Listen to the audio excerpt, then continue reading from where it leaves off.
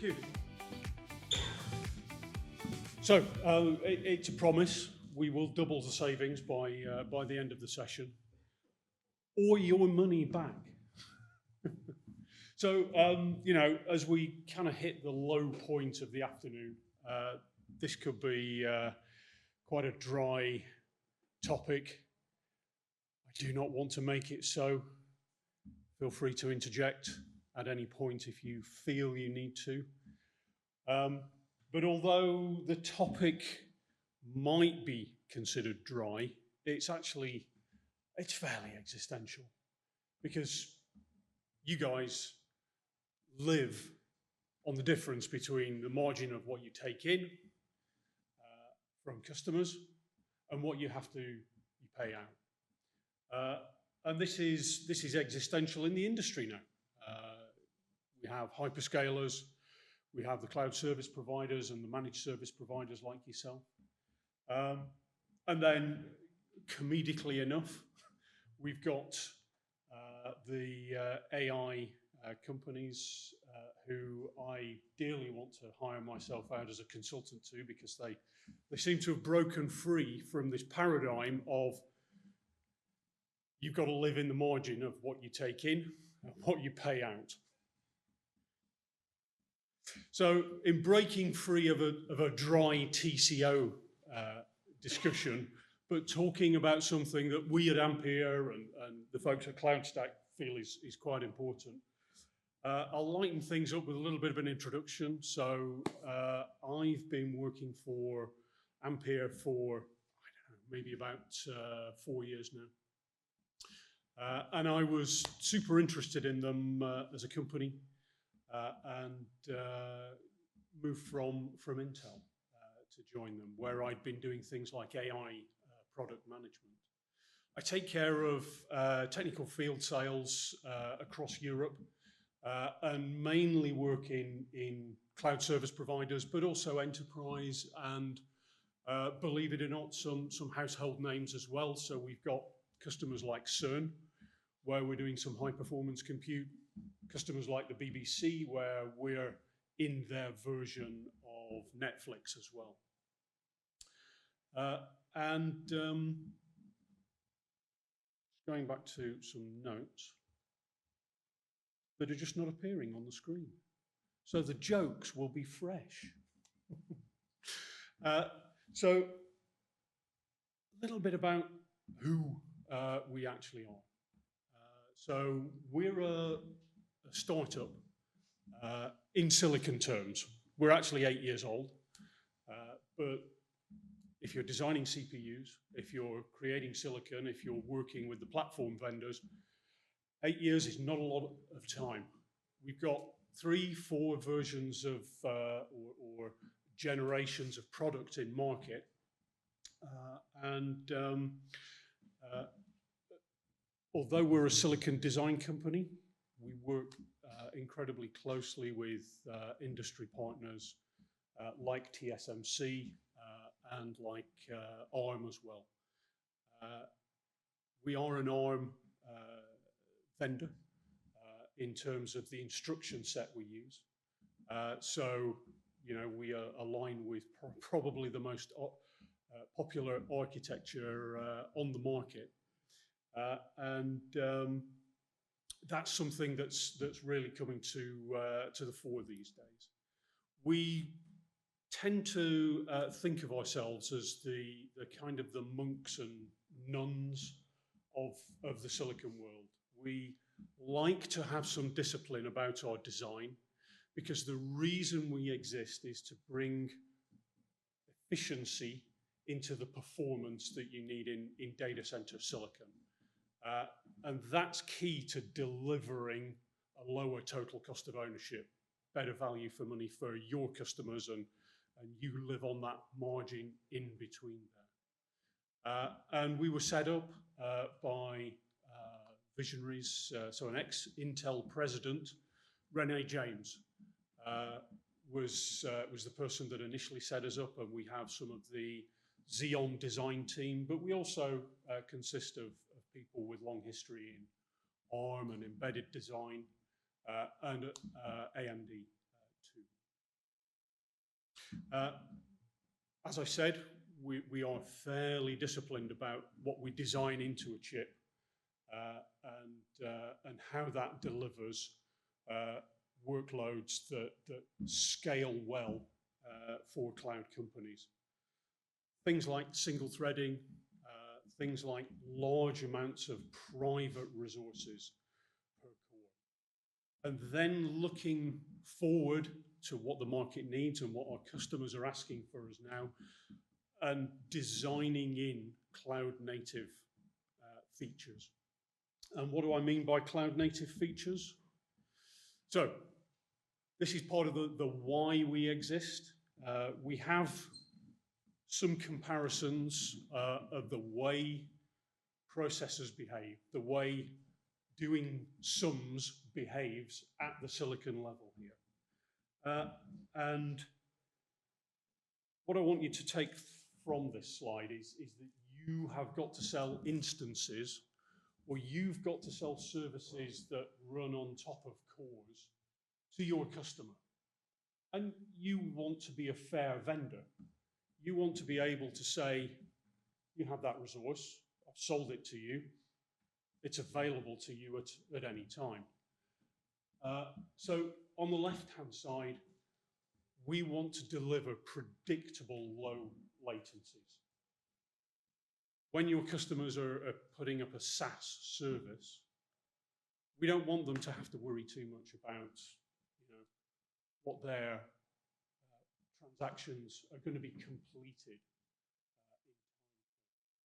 We don't want a variance of that. We want them to be able to rely on what the silicon delivers so that that web page, that API call is satisfied at a predictable time and also quickly. That helps. So we have large amounts of private resources per core, large caches that are only for that core. We have single threading. We don't move in and move out lots of processes that invalidate the cache contents of the core that should be concentrating on one customer's workload. Consistent throughput is incredibly important. We want you to be able to rely on the performance of the chip, irrespective of the thermal conditions, irrespective of who's running what low workload on what other part of the chip. With x86 cores with features like turbo boosting, which, don't get me wrong, that's wonderful in a client. If I can get my video processed more quickly, I'll take it. You don't want that in a server chip. Not when you've got multi-tenant, many containers, many virtualized instances on there. So we run every core at maximum frequency all day long if the workload's there. And only if the workload's not there do we take that down. So we specify chips that deliver the maximum performance all of the time, irrespective of what everybody else is doing on the chip. So your customers can then rely on what they bought from you. And that goes to the scaling side of things as well. So because we've got good private resources per core, because we're disciplined about the way we thermally specify our chips, we can scale quite highly. We can scale to utilizations that are 80, 90%. And you get linear scaling, predictable scaling across that with the low latencies. And again, discipline in design and hyper-threading, which is generally quite bad for server chips. We don't go for that. What does this actually look like? What do these cloud-native features look like when they're delivering your lower TCO? So security's good. We don't want Spectre and Meltdown. Try to avoid that kind of shenanigans if that word translates. So we are, you know, a candidate security feature that we have in is memory tagging. Super important when you've got multiple tenants. Multiple tenants on the same socket, in virtualized instances or in containers, with varying levels of software security there. And also, you might be operating out of colos as well, where more physical side channel attacks could be possible. So you need some peace of mind in the silicon that is doing the sums for your clients and customers. Memory tagging is super important there. Stopping things like underruns, overflows, assigning areas of virtual memory, mapping to physical memory, only for certain processes, only for certain people who are running certain things on the processor. We heard this morning from, I think it was it Vito, and certainly John, virtualization is not going away. Containerization, it's growing, but as with any technology, it will have its limits. Mainframes are still with us. You know, old Java Spring implementations are still with us. Virtualization is here to stay as well. We support nested virtualization because it's important that you, when you have a server estate, that you don't just stop at 20% utilization of the processor capabilities and the memory bandwidth. Nested virtualization enables you to keep on going down and down. It's turtles all the way down. Adaptive traffic management. We like to deliver a lot of cores to you. A lot of transistors, we like you to use them all at maximum frequency, but we like you to use all of the cores and get the linear scaling out of that. We have to put some intellectual property into that because lots of cores on a single socket means a lot of traffic, a lot of cache coherency has got to be agreed, a lot of I/O to many PCIe lanes to many memory channels has to be coordinated. So we have intellectual property in the traffic management of data across a mesh, even before it gets to your network and your PCIe bus and your memory bus. And on top of that, quality of service enforcement. You know, if you're running customer workloads, but then in the background, you know, maybe you have lower priority customer workloads that don't actually deliver a virtual instance to a customer. Maybe you're running Nextcloud, or you're running some lower priority to warm or cold storage. Then having quality of service enforcement on top of traffic management for a mesh on a piece of silicon tremendously helps with that as well. I did promise some figures. So we're going to do some numbers. And I've got to thank Marco Signorelli. He kind of inspired me a little bit with a presentation on the total cost of ownership for moving and repatriating workloads from the major cloud suppliers, from the hyperscalers.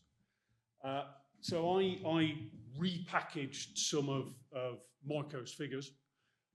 And here we see the top three lines being AWS, Azure, Google Cloud. And this is, you know, they start off low. You start off cheap. After a couple of months on a 2,000 server instance, suddenly you're paying them more than the cost of the estate of buying those 2,000 servers. DDR4 memory price shocks aside at the moment. I'm sure all that will reside. But this was the point that Marco was trying to bring out, was that you have fixed startup costs and then incremental costs on engineers on change management, and on energy pricing. But you have some control over that. This is what your customers benefit from. Okay, this is the argument that Michael was trying to make to justify why you sell these services to end customers, and why they're motivated to come to you, us, in the first place. This, the bottom two lines, just focused in a little bit, the same 2,000 server instances. And this is your part of the savings. So this is how you're able to save incrementally on having a different architecture, on having a cloud-native architecture where you can scale more highly, where you can get better density. And by density, I mean density in the data center. How many servers in their racks can your colo provider actually give you? If you've got your own data centers, how many machines in a rack? How many racks until you're starting to outgrow your data center and build a new one? Well, if you've got more power efficient silicon, you can get more machines per rack, you can get more instances per rack before you have to start thinking about new aisles, new heating and cooling, and new data centers. And then on top of that, the TCO savings accrue incrementally every month, because you're just having to spend less on electricity, less powering the fans, less powering the power supplies to the servers.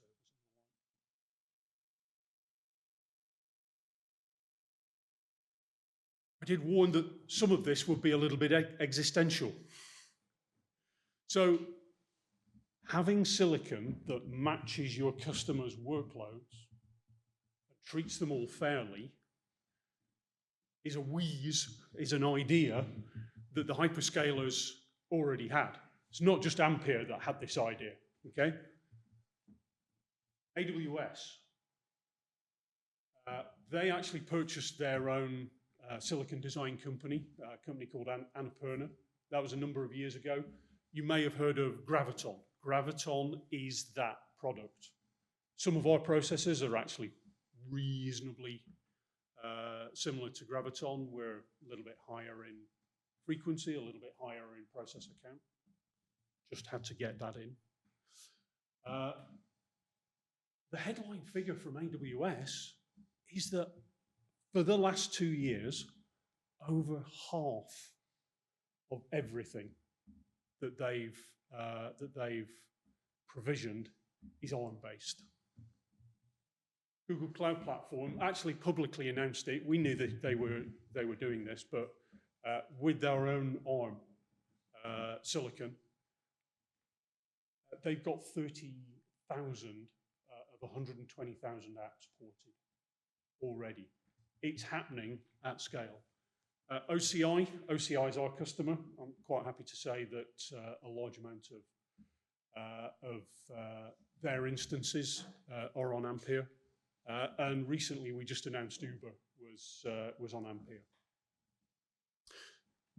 What does this look like when you folks are porting over? So I like to have porting light, porting heavy. Porting light, there are all of those ARM workloads that are in the clouds already.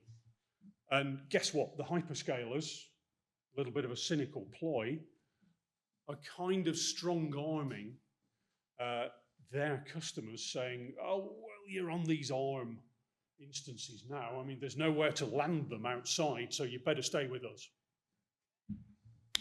Yeah. It's a little bit of a vendor lock-in, but that does not need to be the case.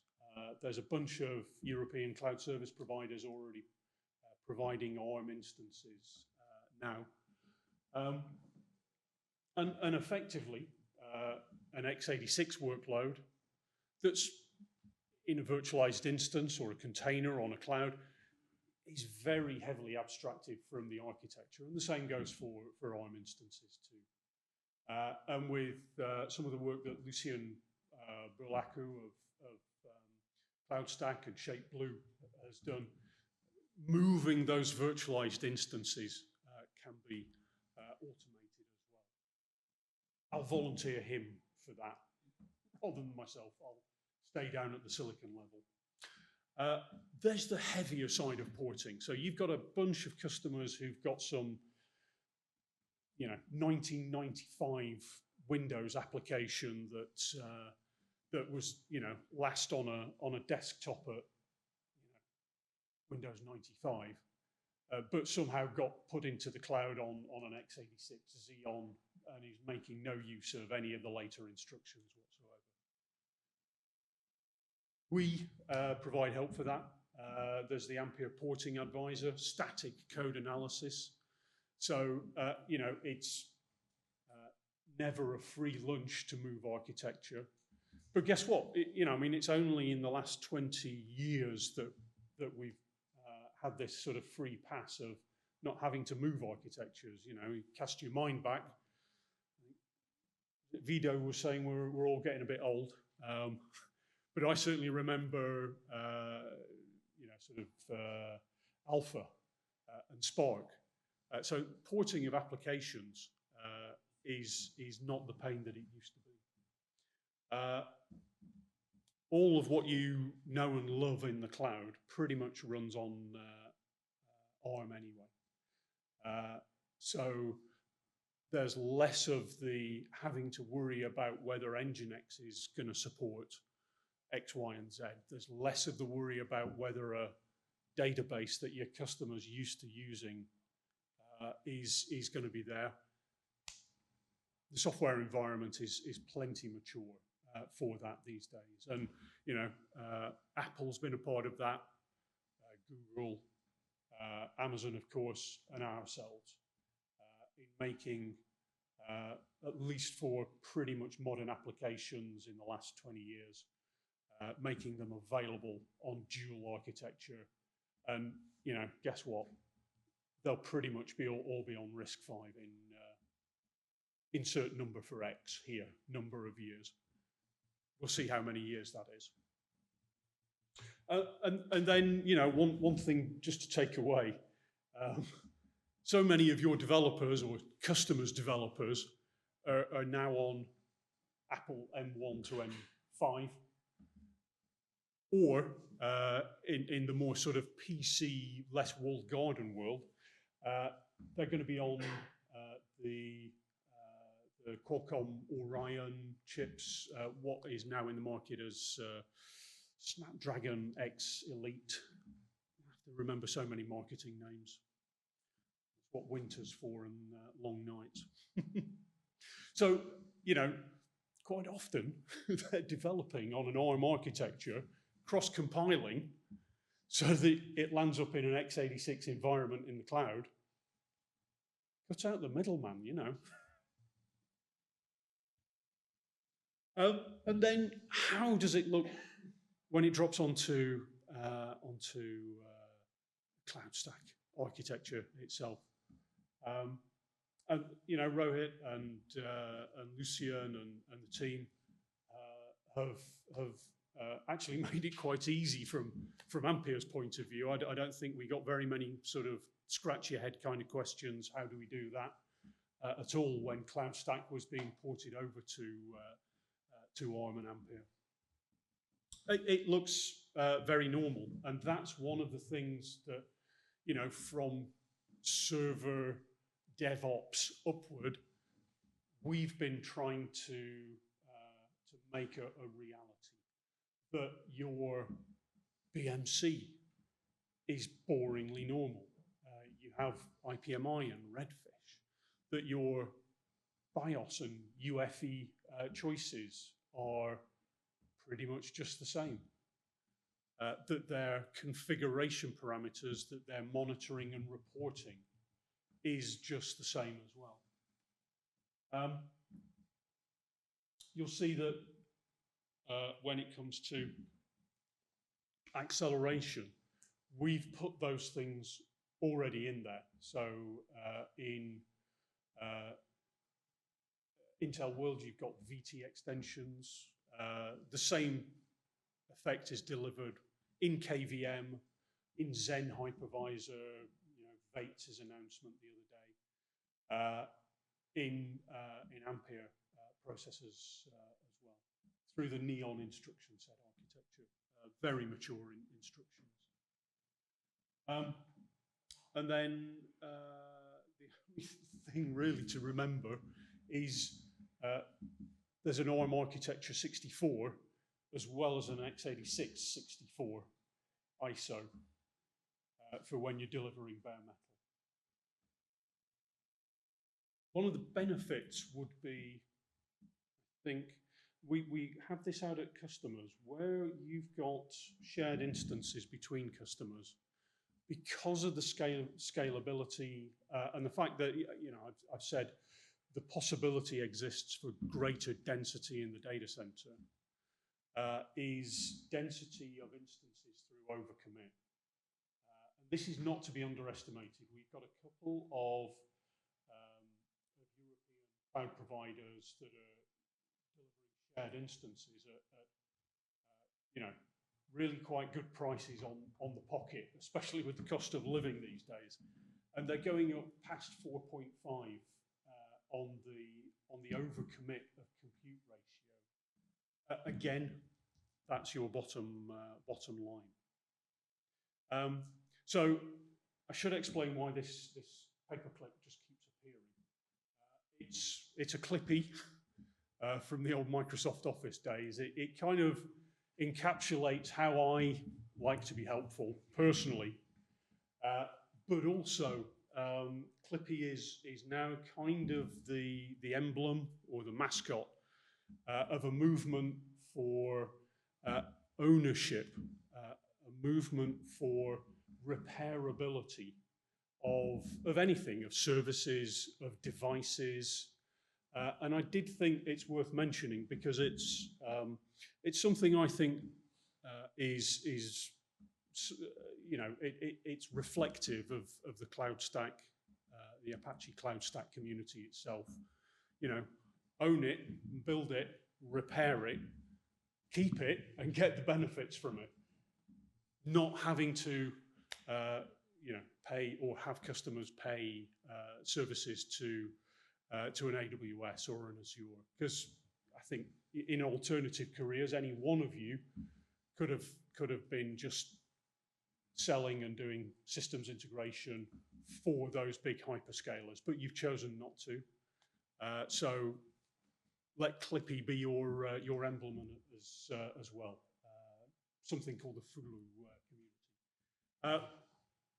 We do have white papers, and feel free to get in contact with me at the QR code. We do have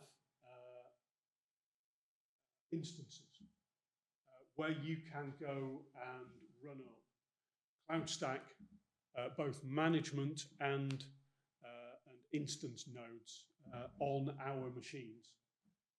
And both Lucian and I will be there to support you. Thank you for your time.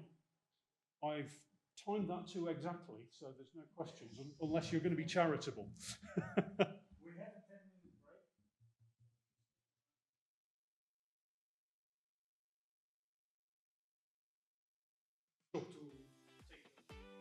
break. Okay.